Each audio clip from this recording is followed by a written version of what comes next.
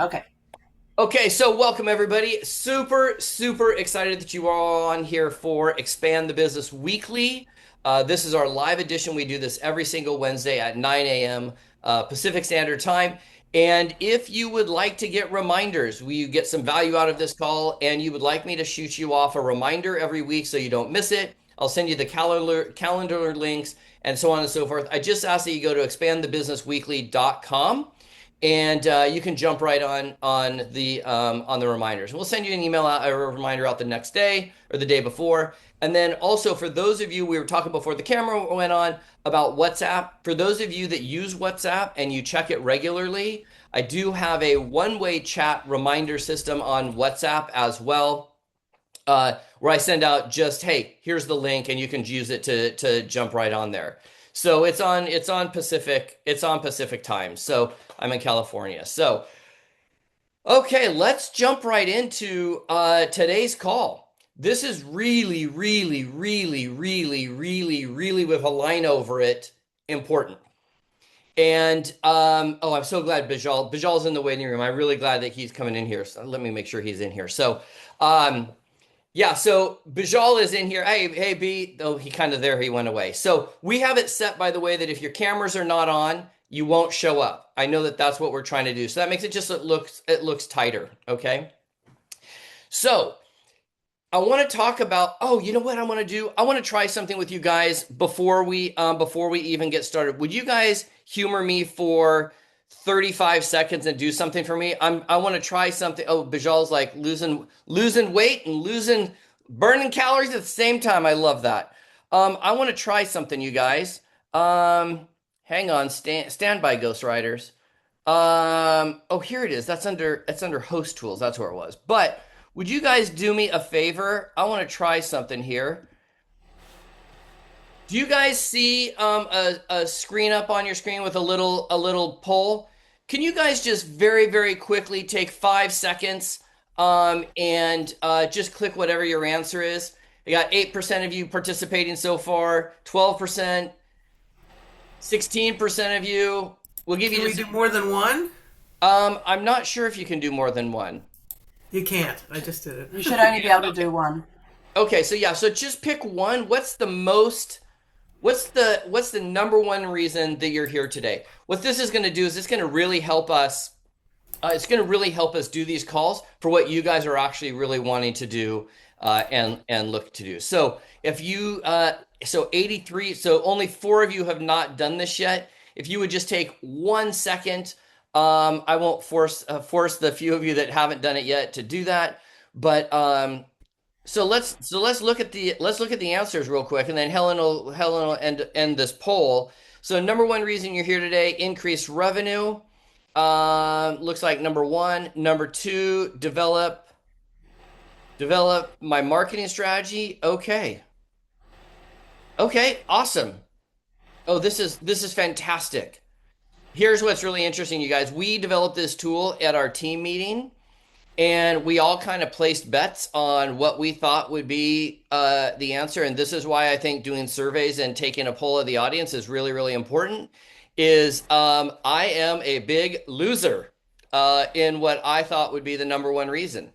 And what this tells me is that it is much more important to start asking people what they're here for and what they think they're going to get value out of. So I really appreciate all of you that are doing this. Helen, if you would grab, I don't know how you end it or do whatever you do with it, but make sure we have So what did you think we all were gonna be interested my in? bet my bet were on the two lowest ones. My bet was I thought people were going to come to grow their network and to simplify their business.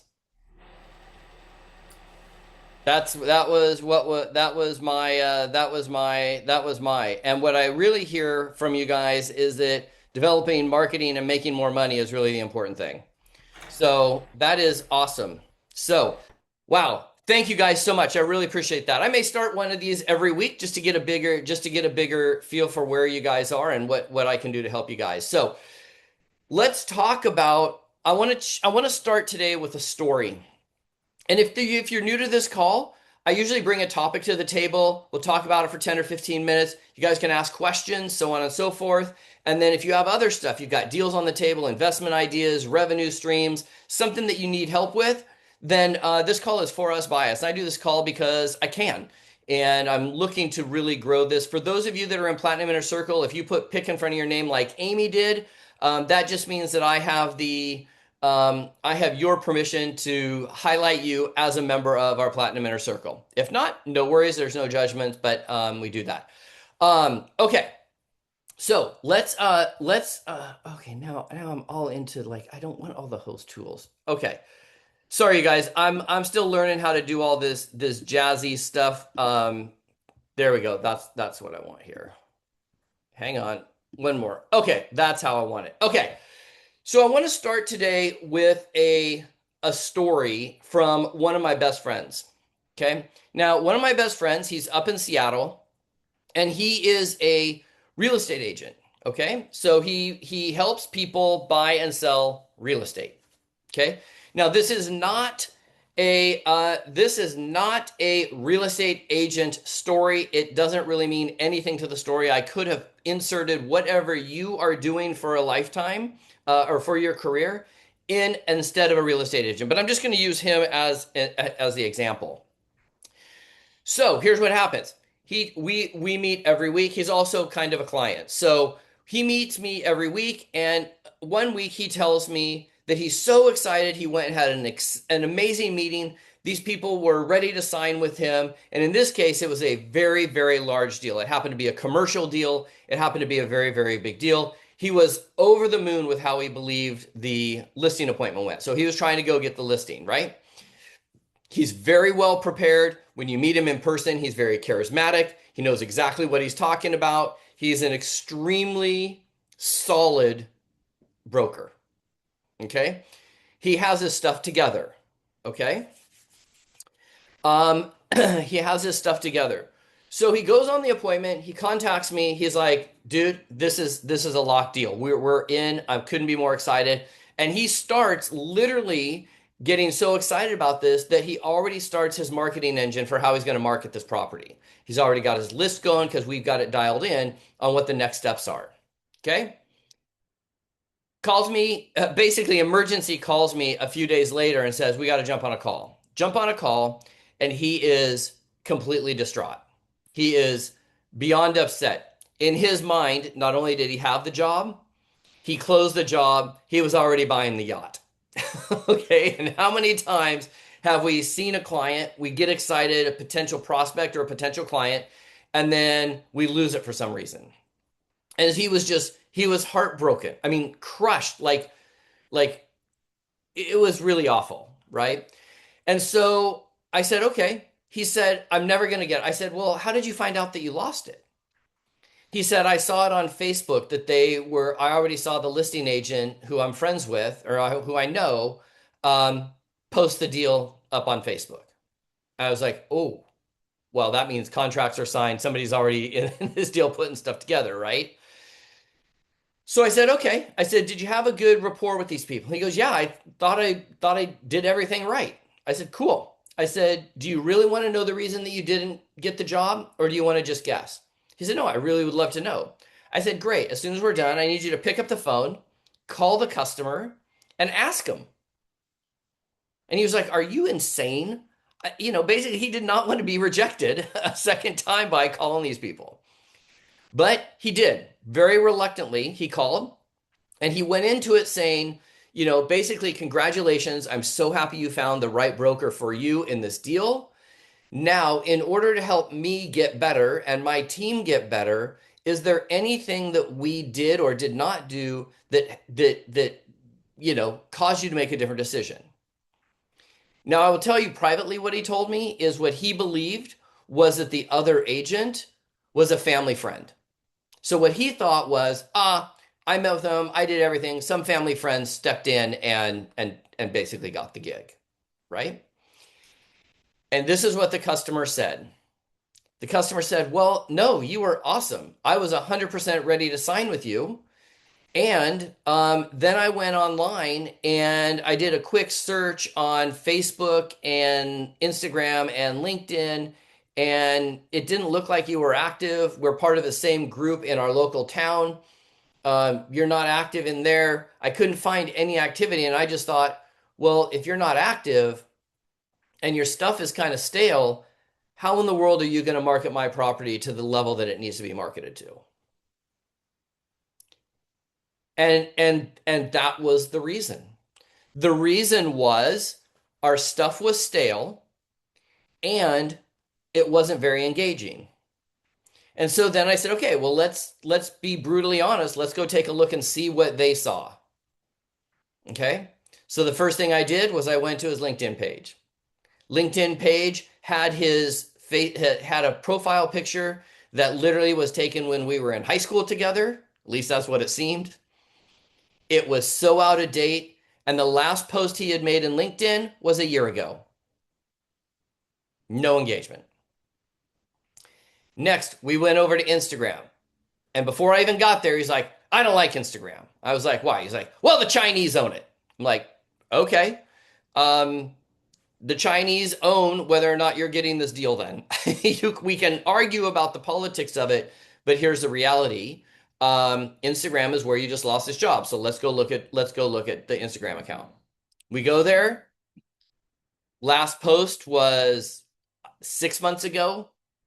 There's people that had left comments. Nobody got a comment back. There was no reaction from it. It was just post, some listing pictures, whatever. Keep in mind, he's a fantastic broker. I would put any deal I did, I would have him do.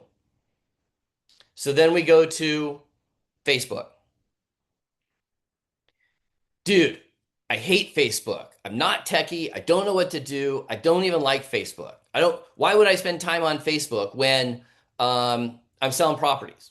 I'm like, well, let's take a look. And I go, and the picture on top was of his family, which is cool. I'm down with that, especially as a broker. He posts about once every 4 months. He usually posts about the local politics as it pertains to real estate in the area, with people leaving comments, asking him questions, no engagement, no response back to their question. And he said, yeah, but Case, I do go on YouTube. I do, I'm good at YouTube. I'm like, awesome, let's go to YouTube. So we go to YouTube, and that's where the vast majority of his really good content and engagement came from, right? Now, anybody that's been around me knows what I'm about to say, which is I love putting stuff on YouTube. But his channel was stale, meaning the banners and the way it was laid out, kind of stale. The videos are great. The thumbnails were decent. He's getting some engagement. He and his team do respond inside of out there. And so here's the bottom line. Your online reputation is causing either customers to move closer to you or to away from you. And I had this conversation with him, and when we were having this conversation, I also looked at my own stuff through the same lens, and I am 100% guilty. 99% of my business comes from referral. 99% of my business is not, let me rephrase that. I did not think, nor do I believe they are online checking me out. And I'm completely wrong. I also recognize that all of my social media needs to be updated. And I wonder how many jobs and how many gigs I've lost because of me working on so many other projects that I couldn't take 10 minutes a day or 15 minutes a day to go in and make sure that stuff is up to speed. I don't like doing videos. Okay, cool. But if your customer needs to know, like, and trust you, the easiest way for them to do that, other than sitting across the table from you, is to watch you on video. Right? And so I just want to kind of bring that into the forefront for all of us of going, listen, maybe it's time for a social media audit on yourself and ask yourself, what is my customer actually seeing? And it's funny because when he and I were having this conversation and I was having all this like light bulb moment, and I was really excited to share this with you guys. one of the things that I said was, what's really interesting is I have, as a business coach, this is my opinion for whatever reason. Just as a coach, I've coached thousands of business owners over my career. I also have coaches for very different and specific things. And the last set of coaches I hired were a group that's teaching me how to trade in the crypto markets. Doesn't matter, you guys, that's a different call for a different time. But what's interesting is he asked me how I hired them, and I didn't even think about it. And without skipping a beat, I said I found them on YouTube and I looked at their Instagram account. Between Instagram and YouTube, I got on a call with them. And he says, "What about the people you didn't hire?" Because when I do coaches, I like whittle them down. I said, the ones I didn't like were only on Instagram, and I didn't like that they were posting themselves in Lamborghinis. And so I realized that we as customers, as clients, as prospects for everything that we're going to give our money to, we have to start looking at what are our customers, our community, our prospects seeing, and asking ourselves, are we doing more to bring them closer to us, or are we actually showing them that we are a fix and flip, that we are a fixer-upper in waiting, right? And so one of the things that I believe we can all do to start creating that is to just go through and audit all of our stuff and look at what is the last time you post on LinkedIn? What is the last time you post on Facebook? What are you actually engaging? Now, I have a daily method of operation. If you've been around me for very long, I've done it hundreds of times for people. I won't necessarily go through it all today because I just think that could probably be its own call. But essentially, you want to be able to make a post and comment on everybody that left a post on your post. If you can just do that every day, you'll be light years ahead of most people. That's just the reality. If you post on Facebook, for example, and you use your laptop, when you post on there, you can share to 9 groups simultaneously. So it's a way to get your information into 9 Facebook groups simultaneously. You can do Facebook Lives. Like this morning, I did a Facebook Live 3 different places before we started this morning. Was it great? No, it was hot. I was sweaty. I'm wearing a hat. I'm out on a walk. But I did a Facebook Live in my profile. I did it in 2 other Facebook groups talking about this call. We can do all kinds of commenting around the types of posts and all of that. But the reality is that most of us just need to make sure that our pictures are up to date, make sure that we are posting stuff of value, and cannot tell you how important it is to engage with the people. Because if Helen has a question and she comes and leaves a comment on one of your posts and she wants to do business with you, and then Ray never follows up with her and never asks her, it just kind of looks like I don't really care, right? So and we'll talk about this in future calls. In today's market, it is speed to lead. When somebody's ready to buy, it is the person that's getting to that person and having that conversation first more than anything else. And that is where AI is going to be your best friend long term. Okay. So let's see. I want to ask a couple of questions. Oh, and by the way, the other thing is, if you don't want to get stuck on what you can post in Facebook groups, there is a very easy way to never get banned from posting whatever you want in a Facebook group. It's the number one way. You ready? Own the group. Own the group, right? And so next Thursday, I'm literally going to go through this. I literally is a 2-hour workshop called Own the Group. It's free. I'm going to go through it. How to find groups, how to take over the groups. We'll get all your questions answered. It's free for you guys. I've only done this one other time before, and people loved it. But go own the groups. Not only that, you own the groups. You can build email lists from it. You can sell sponsorships to it. You can monetize the group. And since you guys all just told me that you're here to make money and create a marketing plan, why not use Facebook groups to build your marketing plan and monetize it every which way till Tuesday throughout the process? So Helen put the link up here, ownthegroup.com. It'll be next Thursday. I'd love to have you guys come, right? You're my special guests, okay? So, any questions so far? You can just throw your hand up or jump in the chat. I'll answer the ones that are in the chat first. It's the lens of the customer you're looking through, 100%. We have to start looking at our own stuff through the lens of a potential customer. Is this building trust or destroying trust? Is this answering questions and being of value, or is it just all fluff? Okay.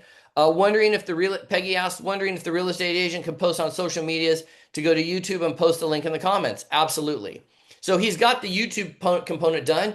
Even if you could go through and blow this whole thing out and do an entire structure, but we really got to do it in a way that we got to do what you'll actually do.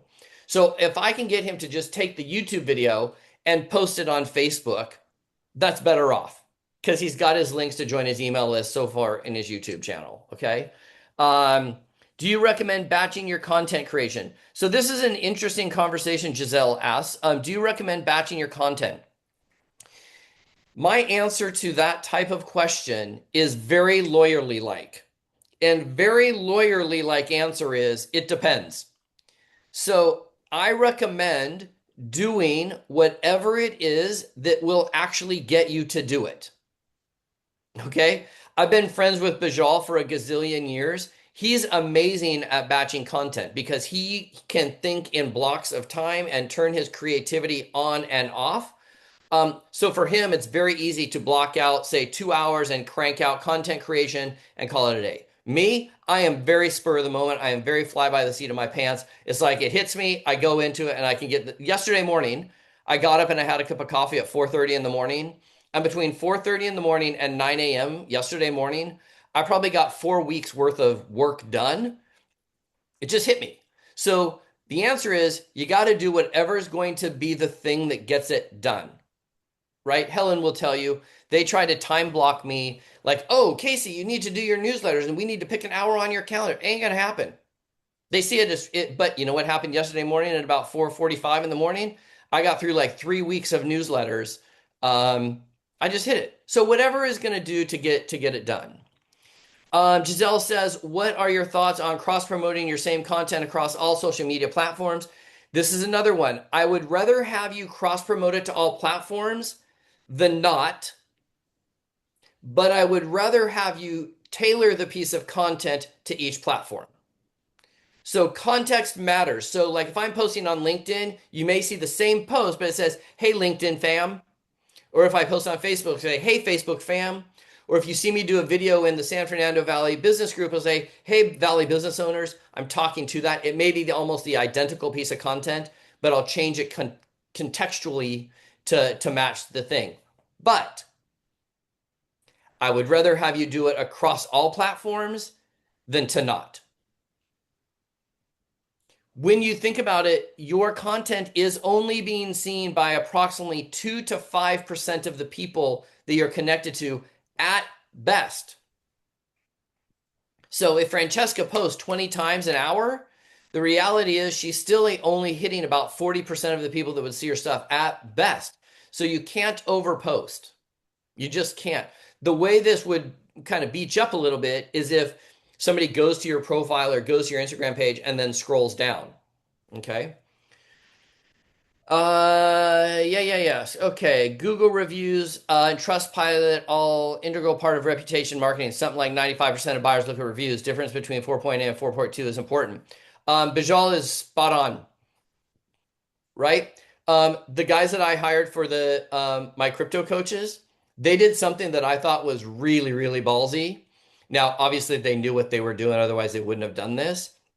But in their sales pitch, they said, oh, well, we're going to go look at what other people say about us on Trustpilot, and literally went live to their Trustpilot page and started reading through. And they had 2 negative comments that they had addressed in Trustpilot. And then he literally talked about those 2 negative comments and what to me, it was like super effective.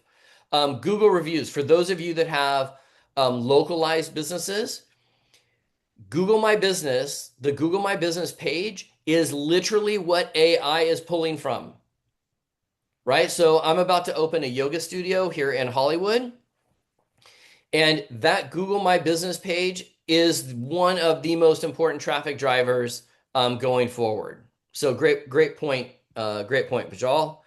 Bill Gross had to leave.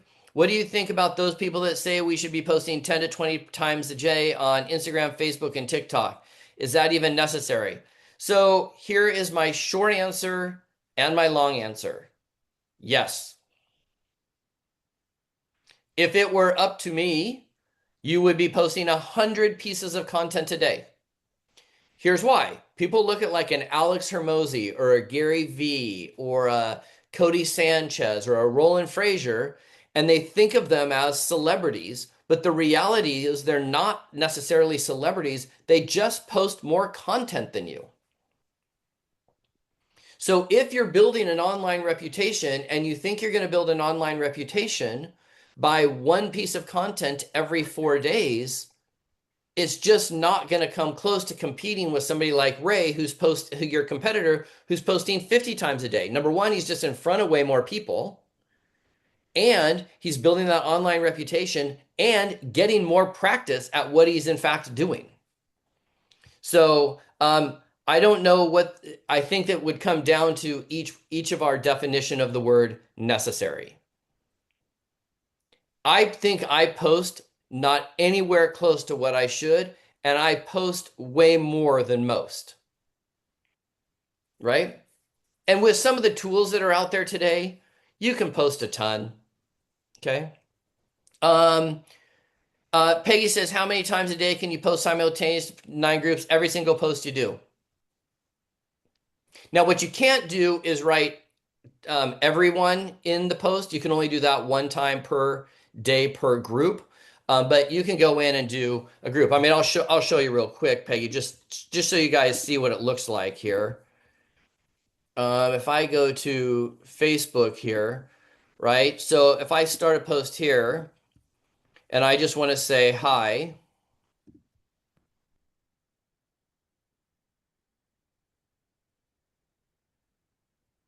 Okay, when I click next here, what's going to happen is it's just going to show up here. It shows share to groups. I open it up here, and now I can pick, these are all groups that I'm a part of. Okay, the first groups I always pick are ones I own or I'm an admin on. Okay, here's our investor cruise group. If you guys haven't joined our investor cruise, we're going out in February to the Bahamas. Love to have you be a part of it. It's only a $200 deposit. That's fully refundable, and we got a bunch of bonuses. I'm sure Helen will put the thing up there. We're going out of Canaveral, wherever the space people are.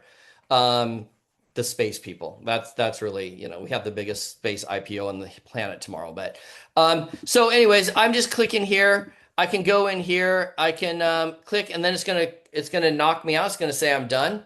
I just click done and post. I just click that same post into nine groups. Okay, so easy way for you to do that. Okay, post on Facebook page and personal page. Okay, let me just go through these, and then Ray and Luis, I'm coming up to you guys next. How long should content be for video or written? As long as it takes to get the point across. Okay, so I have one friend of mine that says, never post a video that's longer than a minute. People have short attention span, blah, blah, blah. I go, yeah, that's because you're boring.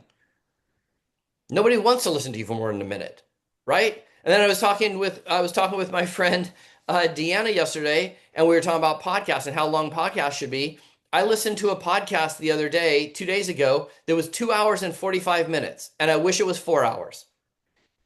It was total value, it was hard content. So I think sort of a variety. I know Luis has a podcast. Peggy's got a podcast. Helen does a daily podcast. Amy does a ton of videos as well. Bijal does a ton of videos. Personally, I think you mix it up. We'll post. So last week's video of this call is now going up on YouTube without the Q&A batch attached to it. That'll be a 40, 30-minute video.